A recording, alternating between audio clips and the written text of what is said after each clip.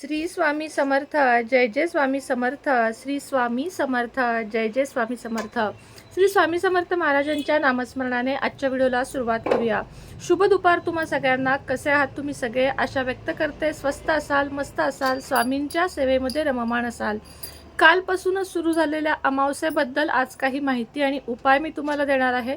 ते अवश्य करा. आणि आजच्या दिवशी सांगितलेले हे 2-3 पदार्थ आहेत ते कुणीही दिले तरी चुकूनही खाऊ नका.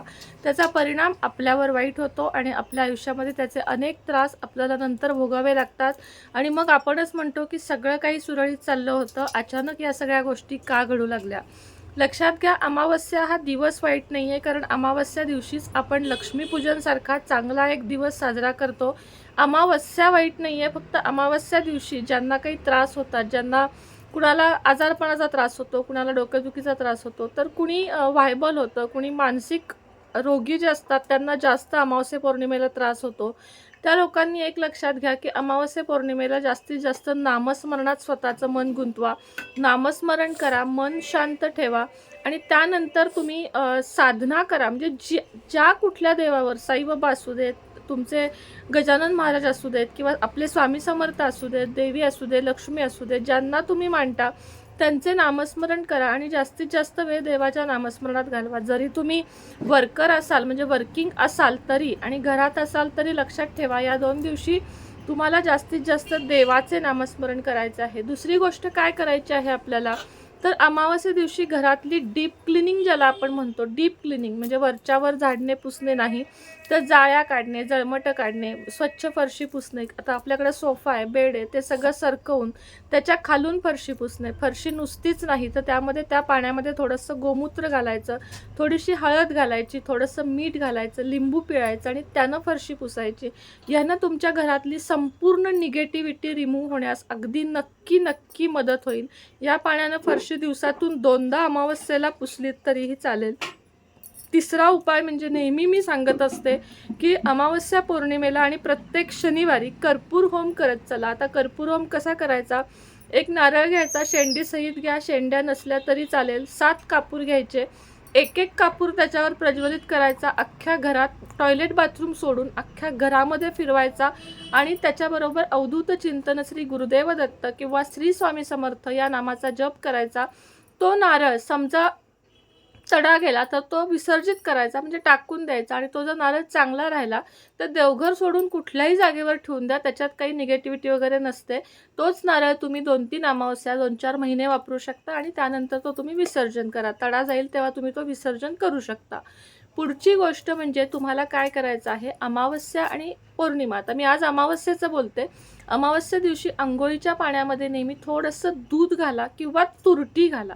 दूध किंवा तुरटी दोन्ही तुम्ही घाला. तुमच्या आयुष्यामध्ये बघा सकारात्मक बदल जाणवतील आणि सकारात्मक तुम्ही राहण्यास सुरुवात होईल. त्यामुळे तुमच्या आयुष्यामध्ये चांगल्या गोष्टी घडायला सुरुवात होईल. अमावस्या दिवशी आपले जे पाय पुसणे असते ते स्वच्छ धुतलेले घालावे. पहिले असेल ते बदलावे, दरवाजातले स्वच्छ झाडावे आणि त्यानंतर त्या पाय पुसण्याच्या खाली तुम्हाला थोडीशी तुरटी बारीक मिक्सरमधनं करून आणि मीठ एका कपड्यामध्ये बांधायची आहे. आणि ही जी पुडी आहे ती पुडी पाय पुसण्याखाली ठेवायची आहे. ही जी पुडी आहे ती पायाखाली जेव्हा येईल त्यानंतर तुमच्या घरामध्ये जे कोणी येईल ते कधीही निगेटिव्हिटी घेऊन येऊ शकत नाही, तर ते आपोआपच ती निगेटिव्हिटी त्यांच्या पायातून लांब राहील आणि तुमच्या घरामध्ये येताना ते पॉझिटिव्ह सकारात्मकताच घेऊन येतील.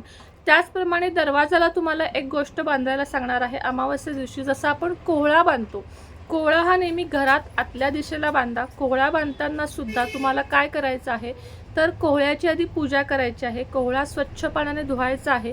असेल तुमच्याकडे थोडंसं गंगाजल तर गंगाजलसुद्धा वापरायचं आहे. स्वच्छ पाण्याने धुवायचं आहे आणि त्यानंतर पुसून त्याची देवघरात पूजा करायची आहे. काजळाने किंवा शेंदुराने त्याच्यावर त्रिशूळ, ओम, स्वस्तिक असं काढायचं आहे. एका बाजूला त्रिशूळ काढा, दुसऱ्या बाजूला ओम काढा, तिसऱ्या बाजूला स्वस्तिक काढा.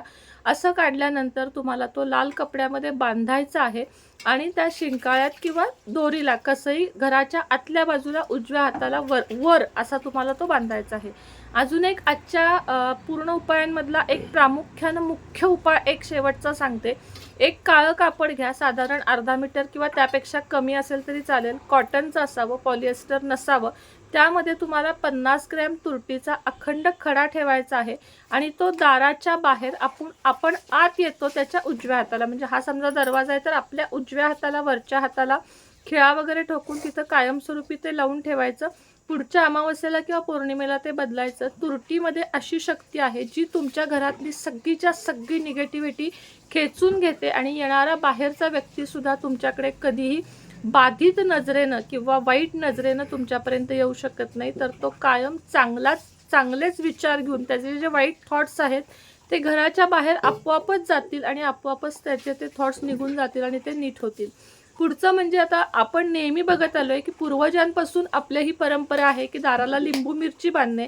पूर्वजांचं त्याच्या मागचं तुम्हाला कारण सांगते काय होतं की कुणालाही जरी काही विषारी काही चावलं तर पटकन लिंबू आणि मिरची मिळावं म्हणून ते दरवाजाला लावलेलं असायचं. दुसरी म्हणजे बॅक्टेरिया पण निघून जातात आणि तिसरं म्हणजे अध्यात्माच्या दृष्टिकोनातून बघाल तर घराला नजर लागत नाही म्हणून लिंबू मिरची आणि बिबवा सुद्धा बघा तुम्ही विषारी प्राण्यांचं ते जे विष असतं ते बाहेर काढण्यास मदत करतो. म्हणून पूर्वज ह्या तिन्ही वस्तू, कारण पूर्वी कसं असायचं लाईटा वगैरे जायच्या आणि त्यामुळे या वस्तू एका जागेवर कधी मिळत नव्हत्या. मग दरवाजाला असल्या की आणा काढून लगेच औषध उपचार करा या हेतूनं पूर्वजांनी हे उपाय काढलेले आहेत आणि आपण हे उपाय कंटिन्यू ठेवले तर आपलं नुकसान काहीच होणार नाहीये. त्याचप्रमाणे नारळ वाढवणे. आपल्या दरवाजावर मुख्य दरवाजावर 7 वेळा नारळ ओवाळा, तो फोडा आणि तो घरात कधीही खायचा नाही. अमावस्येचा नारळ घरात चुकूनही खायचा नाही हे लक्षात ठेवा. तो 2 दिशेला 2 भाग त्याचे टाकून द्यायचे आहेत. कधीही चुकूनही तो नारळ तुम्हाला खायचा नाहीये. अशा पद्धतीनं तुम्हाला अमावस्येचे काही छोटे छोटे उपाय मी आज दिलेले आहेत ते आवर्जून करा.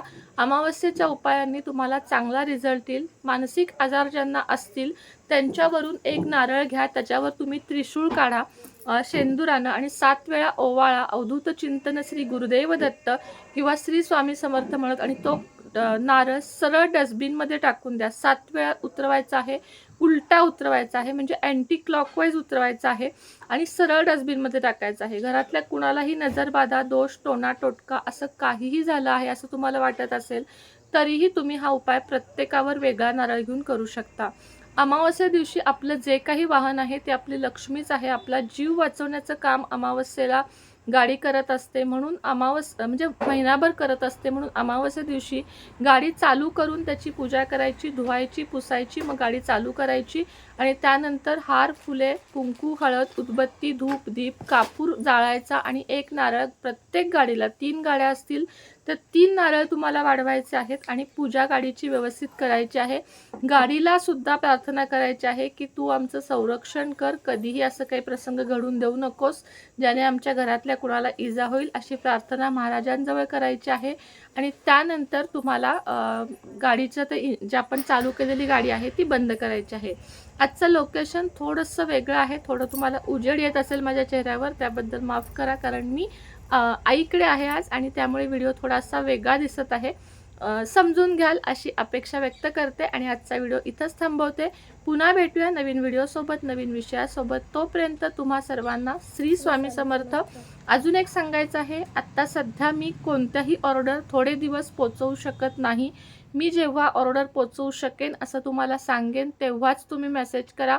आत्ता कुठल्याही ऑर्डर तुमच्यापर्यंत येऊ शकत नाहीत. पेंडिंग ऑर्डर आहेत त्यांनीसुद्धा मला थोडे दिवस माफ करा. ज्यांच्याकडं माझ्या ऑर्डर आलेल्या नाही आहेत त्यांनीही मला माफ करा. सध्या मी त्या पोचवू शकत नाही, पण लवकरात लवकर काही कारणामुळे मी त्या तुमच्यापर्यंत पोचवू शकत नाही, कारणच तसं इमर्जन्सी आहे. मात्र लवकरात लवकर तुमच्यापर्यंत त्या वस्तू पोचवण्याचा मी नक्की प्रयत्न करेन आणि मी माझ्या कामाशी प्रामाणिक राहीन हे तुम्हाला वचन देते. मात्र थोडंसं थांबा, थोडासा धीर धरा. श्री स्वामी समर्थ.